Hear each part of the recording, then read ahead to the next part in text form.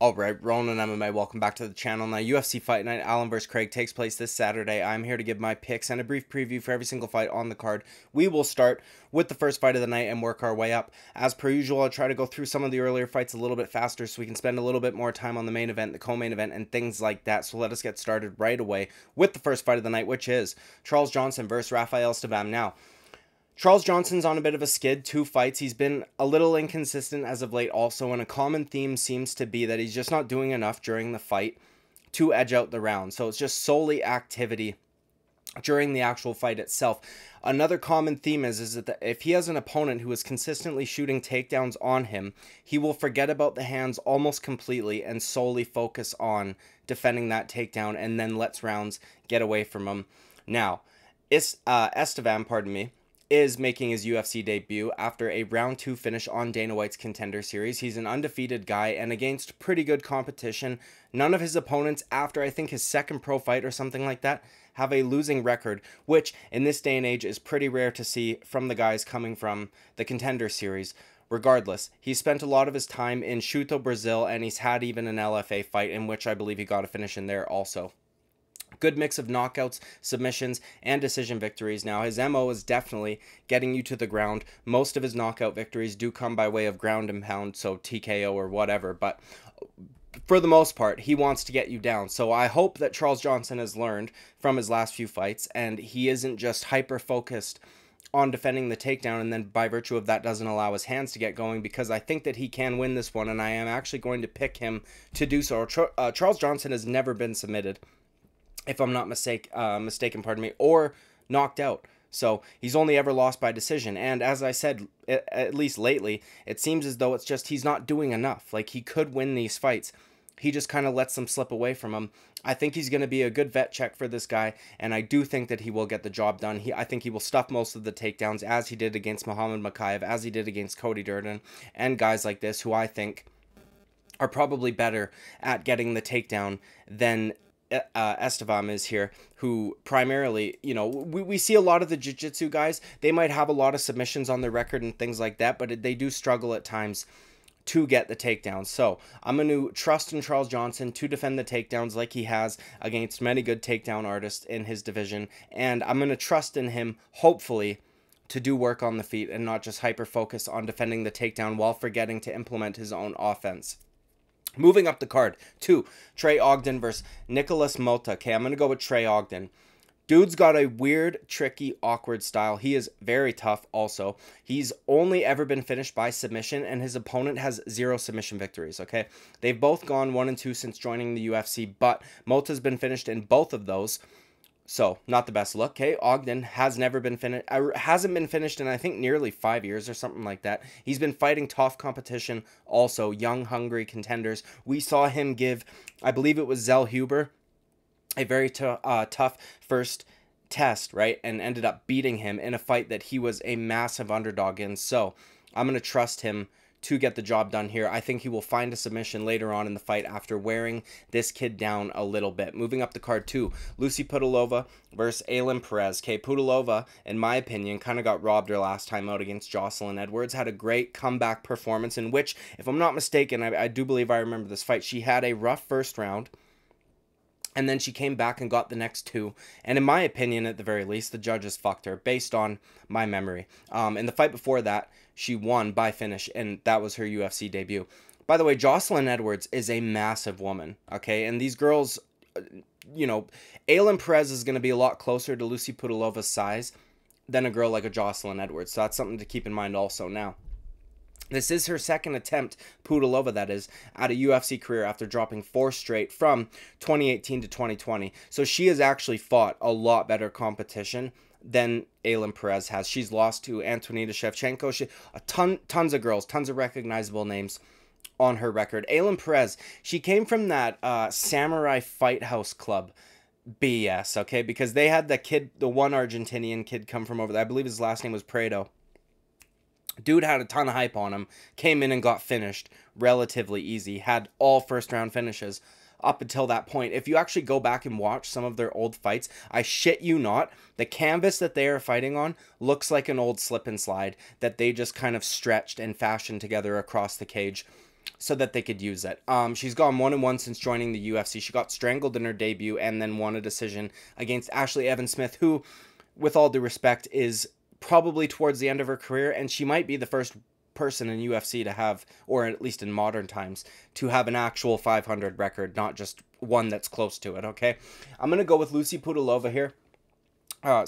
Considering she's an underdog. PEREZ was a bit of a letdown, in my opinion, at the very least, in her debut, and her next win wasn't over somebody all that impressive regardless. It was probably somebody that she should be beating, or maybe even finishing, considering the age and how many times she's lost, especially recently. I think that after watching Pudilova have a tough first round against a gigantic girl like Jocelyn Edwards, who hits hard also, especially for a woman, then go on to win the next 2 rounds, I don't think she's just going to go away easy for Ailin Perez, and I think that she'll still be in her face come round 2 and round 3, and I don't know that Ailin Perez is all that used to that, so I'm going to go with Pudilova to get the job done by unanimous decision. Hopefully she doesn't get robbed again. Moving up the card to Jekka SARAGIH versus Lucas Alexander. Okay, man, this guy lost to Anshul Jubli, which didn't age all that well. I will be fair to him, though. It was in the second round, and Anshul Jubli didn't seem to slow down until about halfway through the second round, so he got him at his best with all the gas and the technique that goes along with it. He wins the vast majority of the time by knockout, which we love to see. Obviously, Lucas Alexander's 1-1 in the UFC so far, dropping his debut to Brito, who's phenomenal, and finishing Steven Peterson, who's a tough guy also. So those are good competition that he's fighting right there. He strangled a rear naked choke. Now, I've already said this. To be fair, Anshul Jubli is pretty dangerous and crisp, so I'm not going to hold that against him all that much. Jekka's got 4 submission wins. Alexander has lost by submission 3 times, and he has never subbed anybody, which kind of shows me that he's lacking in the grappling department slightly. So I am going to go with Jekka to get a bounce-back win, find a rear naked choke at some point. He's going to have to avoid the hands of Lucas Alexander and things like that, but considering he's a powerful guy himself, wins most of the time by knockout, I think he will be, you know, pretty good everywhere. So I'm going to go with Jekka SARAGIH to get the job done by rear naked choke. Moving up the card too, Mick Parkin versus Kyle Machado. Okay. Every time I hear that name or see that name now, all I can think of is Ian Magato Cherry, and it drives me crazy, but regardless, because he's tainted such a very famous name in the combat sports world, regardless. Mick Parkin's debut, in my opinion, I'm not trying to be shitty, was a little underwhelming, but I will say some good things about him also. Just hold on. I feel as though he should have been able to finish Jamal Pogues, who's not all that good, dude, if I'm being brutally honest. Especially, I mean, they're at heavyweight, so the technique's not necessarily there anyways, but he also isn't one to have some crazy gas tank. He doesn't push a crazy pace. He's not really a grappling, like, submission ace. He's not a severe knockout artist. I expected Mick Parkin to knock him out. I don't know that that was fair of me. So he did show very good technique, and that was the first time he's ever gone to decision, which might just be in line with the fact that he's stepping up in competition now. Maybe Jamal Pogues, you know, on a UFC relative to other UFC heavyweights isn't that good, but maybe relative to the guys Mick Parkin had been fighting previously, maybe he is. Do you know what I mean? So that could be in line there. Or maybe, who knows, he might have had some UFC jitters, just really wanted to get the first win, didn't want to, you know, on his debut, get knocked out or something silly, because at heavyweight, that can happen regardless of how good the guy is on the feet. So maybe he's gotten the UFC jitters out of the way. And again, to be fair to him, man, I'm probably just nitpicking. It is just crazy when you see a guy who's got really good striking technique for a heavyweight and then they don't put their opponents away. Maybe that's just credit to Jamal Pogues. Although, either way, moving on. Also, we saw in his Contender Series fight that he has ground skills as well, right? I think he won that by rear naked choke, so it's not like he's going to be just completely fucked if the fight hits the ground. Whereas Kyle Machado, making his debut after a decision on the Contender Series, which we see that more and more frequently nowadays, and also has a bit of a padded record, if I'm going to be honest. A lot of the guys on his record, you see they've got losing records or 500 records, or they're like 2-1, shit like this. Do you know what I mean? So I'm going to go with Mick Parkin here. He's felt the big stage already, right? Fought in the UFC against a guy who's been around for a little bit. He can go all 3 rounds, which we now know. We never had to see him do that before, but we know that he can at the very least. He can sub you if he needs to. He can knock you out if he needs to. So I think that this performance is going to look like the performance that we were expecting out of him in his debut, because Kyle Machado is not as experienced, right? as Jamal Pogues. And I don't think that he's as good on the feet as a Jamal Pogues either. So I'm going to go with Mick Parkin to get the knockout here. Moving up the card, too. Chad. Oh, dude, Chad. Unironic Chad we got here. Okay, Chad ANHELIGER versus Jose Johnson. Or Jose Johnson. Either way. Fuck it, dude. I'm going to go with my countryman. Because not only is he from Alberta, which if you've got a Canadian named Chad, that's where he would be from. That makes the most sense, okay? So, he's from Alberta, which is the most base province we've got.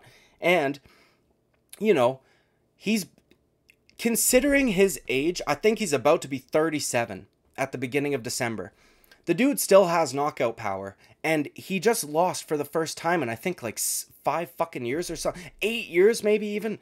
First loss in 8 years. That is correct. Sorry, I just had to go back to my notes for a second.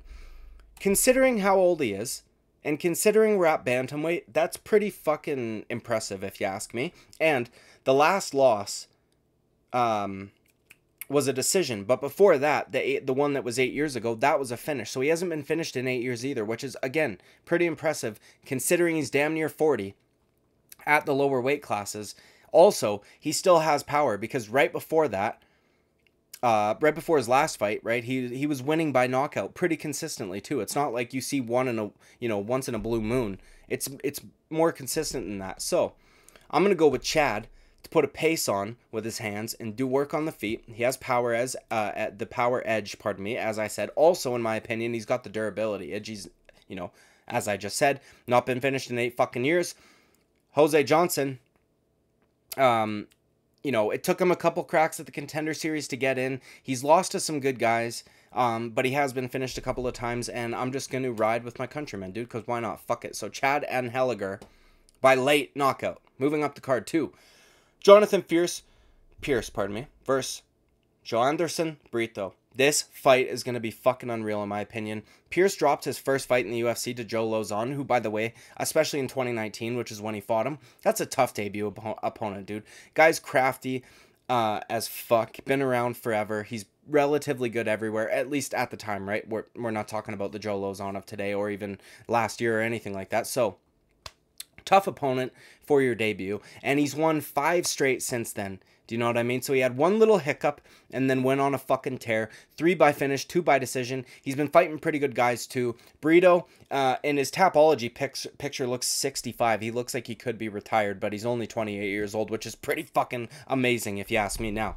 Dropped his debut to Algio. Another tough debut, okay? And has won 3 straight, all by finish. Also, this dude, Brito, has a win over Diego Lopez, which has aged pretty fucking well. He's got a win over Chepe Mariscal, which has aged incredibly well, especially if you look at Chepe Mariscal's pre-UFC record is one of the best I have seen in recent memory. He has so many fucking names on his record, all pre-UFC, but they're all in the UFC today. Do you know what I mean? So Chepe Mariscal, that win is very good in my opinion. This is going to be a super interesting fight, dude. Pierce likes to do most of his work from top position, whereas Brito has a ton of fucking submissions, okay?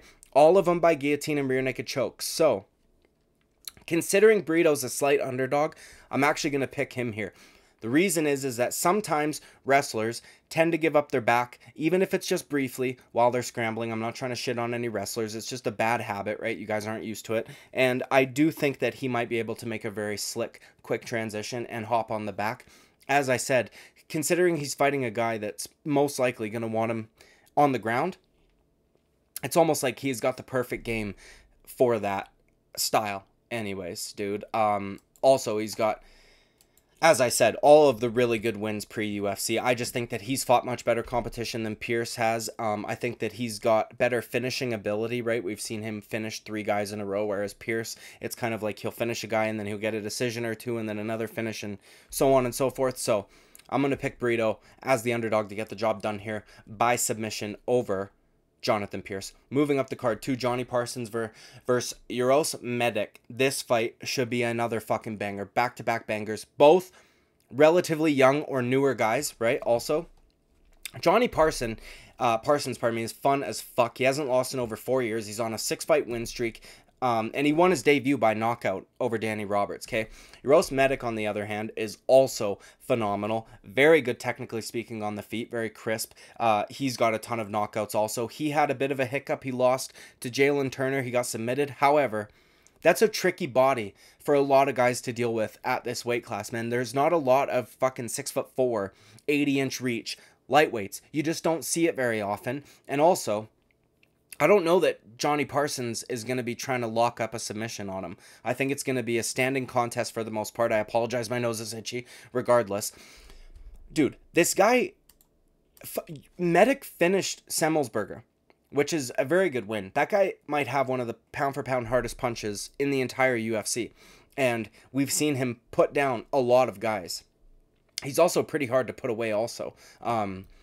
But yeah, Medic's really good on the feet, man. I'm going to go with him to get this one done by KO because Johnny Parsons is just such a savage. He's not going to stop coming forward, which is why I'm going to also say he is a live dog. Considering these odds here, what do they got him at? One sec, just let me check quickly. They have got him at a minus... They've got Medic at a minus 245. Johnny Parsons is a live dog. Dude's a savage. He's not going to stop coming. He doesn't just, you know, go away easily, so it's going to take a perfect shot from Uros Medic to put him away. I just think that he's going to be able to find that, but as I said, live dog Johnny Parsons for sure. Moving up the card, 2, Luana Pinheiro versus Amanda Ribas. Okay, the UFC website here, and this is a theme for these last few fights, I'm going to be honest. They've got Amanda Ribas as a minus 300, which I don't understand. Maybe they've just flipped the odds sometimes, because that does happen from time to time. Ikram Aliskarov on their website was like a plus 400 against Warley Alves, and I was like, what the fuck are we on about here? So maybe that's the case. If it's not, though, you know what? It wouldn't even matter if it was the case, even if they'd flipped them. No, I'm sorry, dude. No women's fight should have odds that large, or with that big of a gap, unless we're talking about like Zhang Weili. Do you know what I mean? Or somebody like that. But when you've got two women who aren't really necessarily at the top of their divisions, there's no fucking way you can be so confident in one to get the job over the other. That's just not... I don't understand it. Amanda Ribas has been very inconsistent as of late, okay? She's dropped 3 of her last 5. She seems to struggle with girls that can strike even just a little bit, dude. I mean, Macy Barber is no top-level kickboxer, okay? Now, she looked better in her last fight, but she's still not there. And Macy Barber handled her, right? Caitlin Chukagian, who is okay. She's got decent technique, zero power whatsoever. She just kios really fucking loudly. And Amanda Ribas got dealt with by her. Do you know what I mean? And then she got put out by Marina Rodriguez. So when she gets a girl who can stop the takedown and then also knows what to do on the feet, it spells trouble for Amanda Ribas, right? Like, her ground game is very good. I mean, the Virna Jandiroba win is a good win in the sense that because of Virna Jandiroba's grappling, not because of how dangerous she is on the feet. She kind of leaves her chin exposed, and I know this is, you know, people are probably irritated or annoyed with hearing this, because this was a theme when we were watching Mackenzie Dern fight this last Saturday. Chin right up in the air, straight shots like this. Amanda Ribas looks almost identical to the way Mackenzie Dern strikes, and she actually beat Mackenzie Dern, so Jesus Christ, you know what I mean? Pinheiro, never been finished. Now, I'll say this, she's not some, like, amazing standout prospect, but I think that she's more capable on the feet than Amanda Ribas. She's never been submitted, so I don't know how easily it'll be for Amanda Ribas to get her in that position. And again, no woman should be... I'm not even trying to be shitty, dude. No women that is not in, like, the top 3 should ever be a minus 300 against fucking anybody. And we've seen this play out the last few pay-per-views where we have a woman who comes in at, like, a minus 500 or 600, and then she ekes out a very close decision, you know? So I would not feel confident picking Amanda Ribas to get the job done with a minus 300 besides her name. I will be picking Pinheiro. I just think that she's going to be able to do better on the feet than Ribas, and I don't know that Ribas is going to be able to just shoot and take her down as easily as she might think. Moving up the card, too, I'm very excited for this fight also. Peyton Talbot versus Nick Aguirre, or Aguirre, either way. Peyton Talbot making his debut after a decision on the Contender Series. I was talking a little bit about that earlier, how we seem to see that a little bit more now from Dana White Contender Series guys.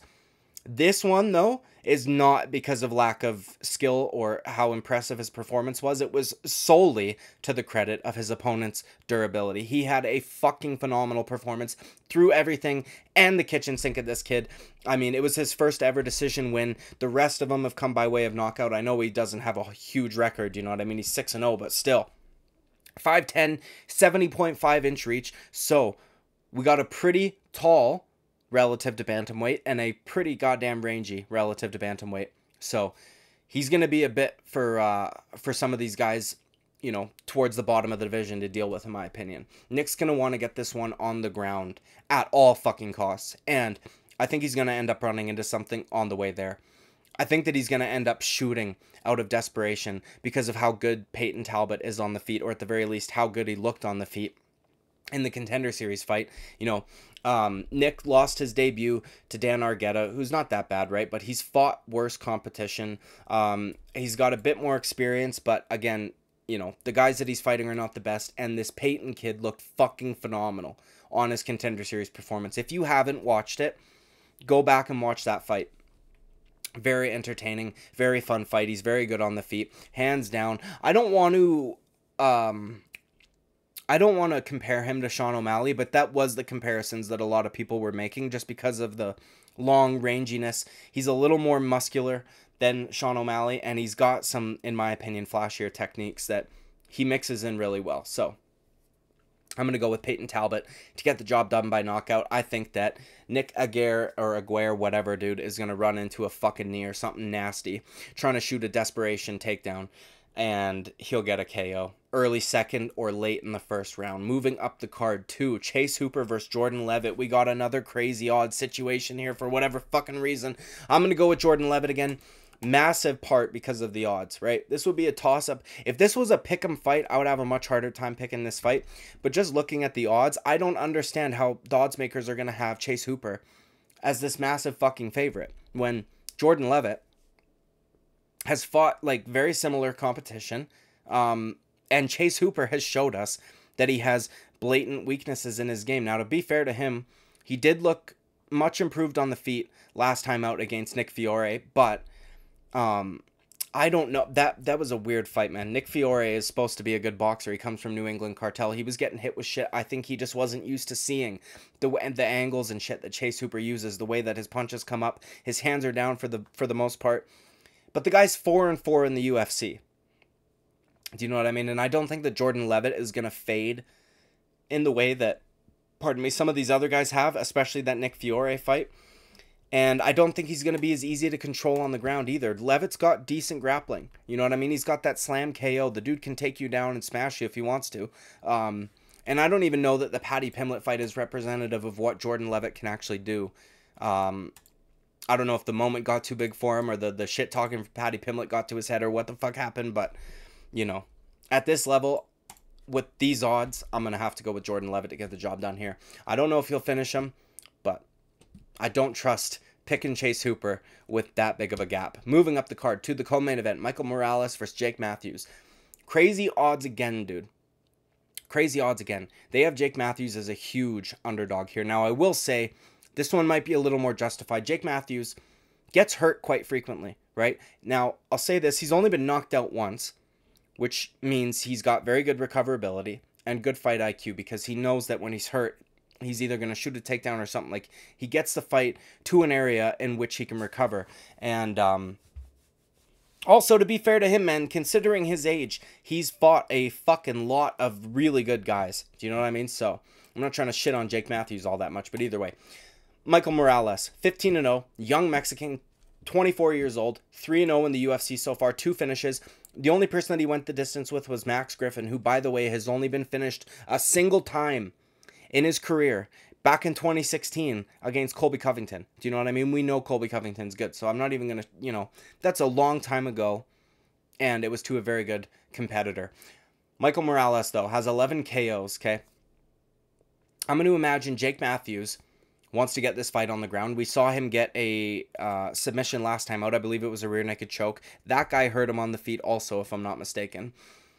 I just think that it's going to be easier said than done. And I think that, you know, much like the Payton fight, he's going to eat some shit trying to get it there. He's got 1 sub on his record, so he's not totally clueless on the ground either. I'm talking about Morales now.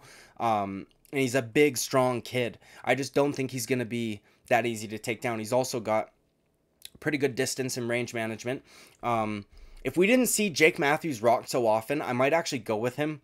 Just because of the way the odds are sitting right now. Let me just check those right quick. I knew he was plus 210, right? The other kid's a plus 260 damn near. So if the odds were a little closer, or sorry, if I hadn't seen Jake Matthews hurt so often, I might be willing to go with him as a live underdog. And don't get me wrong, he still could pull this off, right? Michael Morales, he's inexperienced as far as UFC competition goes, whereas Jake Matthews is not that, okay? So I don't know that Morales is going to be able to put him away because, as I spoke about earlier, Matthews has only been put away once by knockout, and he can usually recover and get to a safe place.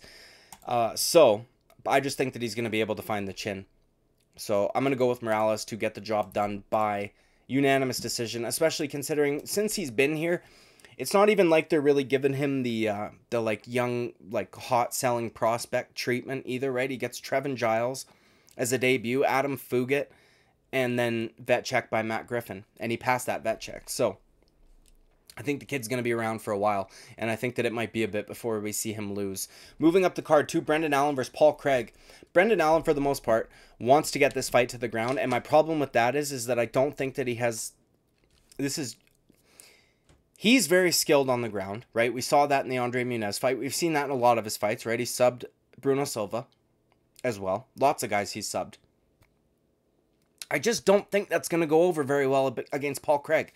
Paul Craig is probably so fucking excited right now, knowing that he's fighting a guy that actually wants to take him down. Or at the very least, most likely wants to take him down. Because if I'm going to be honest, Brendan Allen's striking a few fights ago I thought was a lot better than it actually is. And then his last few, I've seen him in moments not look all that great, right? Bruno Silva cracked him a couple of times. Now, to be fair, he rocked Bruno Silva, but that was because that was a wild firefight brawl type situation. Andre Muniz was getting the better of him on the feet, and Andre Muniz isn't all that great on the feet. Paul Craig has such a wide arsenal on the ground, right? We saw in his last fight against Andre Muniz also, that if he wants to, he can stay in top position and, you know, acquire good control and smash you from there if he wants to, which is something that we hadn't really seen from him before. He's usually a sub from the bottom type guy. But that's why I think it's going to be a problem for Brendan Allen. Brendan Allen, for the most part, rear naked choke, right? He gets to the top position, he transitions to the back, and he wants to strangle you. That is not going to be easy against Paul Craig. Paul Craig is dangerous as fuck off his back. We've seen this multiple times over. He's dangerous from the top, right? This is one of the guys that you try to avoid grappling at all costs. And I have a feeling that Brendan Allen is going to try and fucking grapple with him. Do you know what I mean? And he has more tools, in my opinion. He'll break your arm. He'll strangle you with his legs. He'll strangle you with his arms. He'll smash you from top position. Whereas Brendan Allen, I don't want to say he's a one-trick pony, but I just don't think he has as large of an arsenal off of the ground and period. Off of the ground, period. Fucking hell, dude. As Paul Craig. Also, something to keep in mind, Paul Craig looked phenomenal in his middleweight debut, by the way, against Andre Muniz, but also, he's going to be used to, like, he's got an inherent advantage in the sense that he was dealing with guys who hit way fucking harder. Like, way harder, dude. Imagine going from Johnny Walker to Andre Muniz, or Johnny Walker to Brendan Allen, or any of these guys, dude. He was fighting massive, massive light heavyweights and just trying his best to not get hit. Now, I would imagine he can take a shot better. He's used to dealing with guys, not only can they hit harder, but they're stronger and bigger and harder to take down. I just think that at middleweight, you know, we're going to have to see somebody really elite on the feet with good takedown defense, or a just total pressure smash wrestler type dude. But even then, I don't know. Paul Craig's just so fucking dangerous off his back. So I think what'll happen is, I think Paul Craig will start threatening from bottom position with triangles, arm bars, things like this. I think that Brendan Allen will feel some of the danger, and I think that he will try to get out of it, and I think it will create a opportunity for Paul Craig to sweep and take the back or something like this. And I think that he ends up subbing Brandon Allen. And I hope that's the case because Paul Craig's fucking hilarious. And he's one of the best storytellers in the whole UFC. Anyways, dude, those are all of my picks and my previews for this week's fight night. Allen versus Craig. Like and subscribe. I would greatly appreciate it. I will see you with the next video. Bye-bye.